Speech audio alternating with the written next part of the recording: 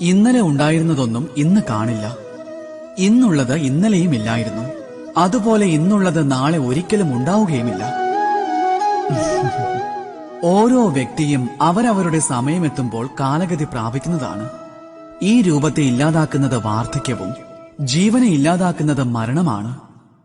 ആലസ്യവും ഈർഷ്യയും ധർമ്മത്തെ നശിപ്പിക്കുന്നതാണ്. പിന്നെ ക്രോധം നിങ്ങളുടെ ബന്ധങ്ങളെ ഇല്ലാതെയാക്കുന്നു. പക്ഷെ ഞാൻ ഇനി പറയുന്ന ഒരു ഭാവത്തിന് ഒറ്റയ്ക്ക് തന്നെ എല്ലാ ഗുണങ്ങളെയും നശിപ്പിക്കുവാനുള്ള അപാരമായ കഴിവുണ്ട്. ആ ഭാവമാണ് ഒരാളുടെ അഹങ്കാരം. അതുകൊണ്ട് ജ്ഞാനത്തെ സ്വയം ആർജിക്കൂ, പക്ഷെ അഹങ്കാരം ഒരിക്കലും നമ്മെ ഭരിക്കരുത്. ഇനി ഒരുപക്ഷെ ഈ അഹങ്കാരം നിങ്ങളിൽ ഉണ്ടെങ്കിൽ നിങ്ങളുടെ ജീവിതയാത്രയിൽ നിങ്ങൾ എന്തൊക്കെ നേടിയിട്ടുണ്ടോ, ഇനി അത് ഗുണമായാലും അല്ലെങ്കിൽ ധനമായാലും, ഇനി അത് സുഹൃത്തായാലും അല്ലെങ്കിൽ ആനന്ദമായാലും, എല്ലാം തന്നെ നശിപ്പിക്കപ്പെടുന്നതാണ്. രാധേ രാധേ.